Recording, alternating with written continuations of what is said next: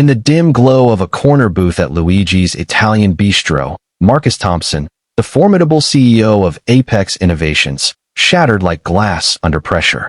His hands trembled as he clutched the divorce papers, the ink still fresh from the lawyer's office that afternoon. The restaurant buzzed with laughter and clinking glasses, but Marcus was adrift in a storm of betrayal. His wife of 12 years, the woman he'd built an empire for, had left him for his best friend and business partner. Irreconcilable differences. The papers sneered, but he knew the truth. Ambition had blinded him, turning love into loneliness. Tears streamed down his face, unbidden and unstoppable, as he whispered to the empty seat across from him, "How did I lose everything?" A child's voice pierced the haze. "Mommy, why is he crying?" And in that innocent question, Marcus's world tilted toward an unexpected dawn. Marcus stared at the divorce papers, his dark fingers tracing the signature that severed his life in two. Denial wrapped around him like a suffocating fog. "This can't be real," he thought, replaying the morning's confrontation in his mind. "You're never here, Marcus," Elena had said, her eyes cold as steel. "The company is your wife now." But hadn't he done it all for them? The late nights, the mergers, the billions. Apex was his legacy, proof he wasn't the poor kid from the projects anymore. He was a black man who'd clawed his way to the top in a world that stacked the deck against him. Failure wasn't an option, betrayal wasn't possible. Yet here he was, alone in a restaurant he'd chosen for its anonymity, far from the glass towers of downtown. The aroma of garlic bread and marinara sauce turned his stomach. He pushed his untouched pasta away, his broad shoulders slumping under the weight of it all. "I don't cry," he reminded himself, wiping his face furiously. CEOs don't break, they conquer. But the tears kept coming, hot and relentless, born from years of suppressed pain. His father's abandonment when he was 10, his mother's endless shifts as a nurse to keep them afloat. Those scars had driven him to succeed, but they'd also built walls around his heart. Elena had breached them once, with her laughter and dreams of a family. Now, those walls crumbled, exposing the raw ache beneath. A soft voice interrupted his spiral. "Excuse me, sir? Are you okay?" He looked up through blurred vision to see a woman standing there, mid-30s, with tired blue eyes and a cascade of blonde hair pulled into a messy ponytail.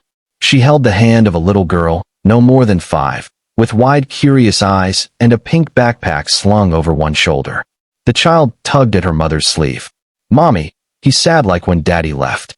The woman, Lily, as he'd later learn, knelt slightly, her voice gentle. "I'm sorry to intrude. My daughter, Emma, noticed. Well, we both did. Sometimes a kind word helps." Marcus wanted to snap, to retreat into his armor of success, but something in her unassuming warmth cracked him further. "I'm fine," he muttered, the lie tasting bitter. Denial surged. "I don't need pity from strangers," but Emma stepped closer, her small hand patting his arm awkwardly. "It's okay to cry. Mommy says it's like rain for your heart." Lily smiled faintly, sliding into the booth opposite him uninvited, Emma scrambling up beside her. "We're just grabbing takeout after her ballet class. But, mind if we sit a minute? I'm Lily Harper, single mom extraordinaire." She spoke with a lightness that masked her own weariness, widowed young, raising Emma on a teacher's salary, dodging the loneliness that crept in at night. Marcus hesitated, but the pain clawed deeper, forcing words out. "My wife, she left me today. For my partner. Everything I built, gone." As they talked, the restaurant faded. Lily listened without judgment, sharing snippets of her own loss. Her husband's sudden death in a car accident 3 years ago. "I denied it for months," she admitted softly. "Pretended he was just away on a trip. But pain doesn't wait for permission." Emma, oblivious to the depth, drew stick figures on a napkin, a family holding hands. "See? This is you, happy again." Marcus's chest tightened. The child's innocence pierced his denial like sunlight through clouds. Hours slipped by in that booth. Marcus poured out his failures, the missed anniversaries, the empty promises. Pain washed over him in waves. Regret for prioritizing boardrooms over bedtime stories. Anger at Elena's betrayal. Grief for the life he'd imagined. Lily offered no solutions, just presence. "You're allowed to feel this," she said, her hand briefly touching his. A small victory emerged as he admitted aloud. I thought success would protect me from this hurt. Reflection flickered. Maybe his empire was built on sand. By the time they parted, the pain lingered, but denial had cracked. Marcus drove home not to his empty penthouse, but with a napkin drawing in his pocket, a reminder that vulnerability wasn't weakness.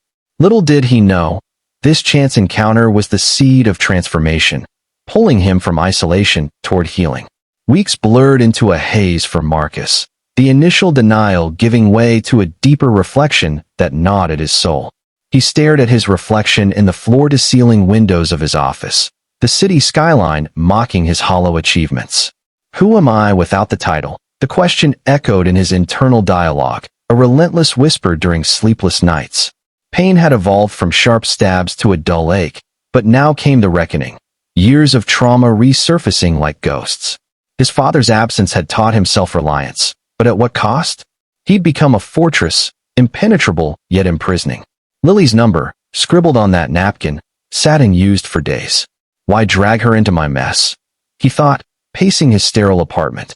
But Emma's words haunted him. Rain for your heart. One evening, as rain pelted the windows, he texted, "Thank you for that night. Mind if we talk?" Her reply came swiftly, "Anytime."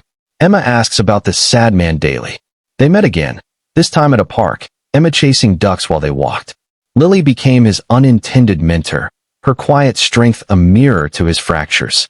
Reflection isn't about blame, she said, tossing breadcrumbs into the pond. It's about seeing the whole picture. I blamed myself for not being enough after my husband died, until I realized grief isn't a fault line. Their conversations unfolded slowly, laced with warmth and wisdom.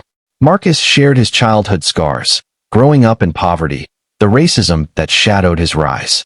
I thought money would erase it all, he confessed. Lily nodded, her own reflections spilling out, the isolation of single motherhood, the fear of failing Emma. We're all wounded, Marcus. But those wounds can become windows. Emma, ever the spark, interrupted with a flower crown she'd woven. For you, Mr. Marcus. To make you smile. He knelt, letting her place it on his head, feeling ridiculous yet liberated. A small victory, laughter bubbling up, genuine and free. As months passed, the pacing slowed to meaningful rhythms. Marcus stepped back from Apex, delegating to rebuild balance. He volunteered at a youth center, mentoring kids from backgrounds like his own, black boys with big dreams and bigger barriers. One teen, Jamal, echoed his past. I don't want to end up like my dad gone. Guiding Jamal sparked realizations. Marcus saw his own growth in the boy's tentative steps. Pain revisited in therapy sessions he finally attended, unpacking betrayal's layers. Elena's leaving wasn't just her fault. I was absent too. Reflection deepened into acceptance. Lily's role grew beyond stranger to confidant, their lives intertwining. Emma's bedtime stories now included Uncle Marcus, and he found joy in her unfiltered world, teaching her chess, sharing African folktales from his heritage. One evening, over homemade lasagna at Lily's modest home, he opened up fully. I was heartbroken, but you two showed me I'm more than my losses. Lily's eyes shimmered. And you reminded me love can surprise you. What began as comfort evolved into connection, changing their trajectories. Marcus found purpose beyond profit. Lily rediscovered companionship, and Emma gained a father figure. Growth bloomed in quiet victories, a promotion for Lily, funded by Marcus's scholarship program. His reconciliation with Elena, not as lovers, but as healed individuals. He stood taller now, not from corporate conquests, but from inner peace. As they watched Emma play, Marcus whispered, "Thank you for seeing my tears." Lily smiled. Sometimes, a child's question opens the door to renewal. In the end, Marcus embraced self-acceptance, his wounds no longer defining him, but decorating his story like stars in the night sky. Emotional peace settled like a warm blanket, and renewal whispered promises of new beginnings, for all of them. Moral of the story. Healing from deep emotional wounds is not a solitary battle but a shared journey, where vulnerability invites unexpected allies and inner strength emerges from acknowledging pain, reflecting on scars, and embracing growth. True renewal comes when we allow others, strangers, children, or mentors, to illuminate our path, teaching us that self-acceptance is the ultimate key to transforming heartbreak into hope and isolation into profound connection.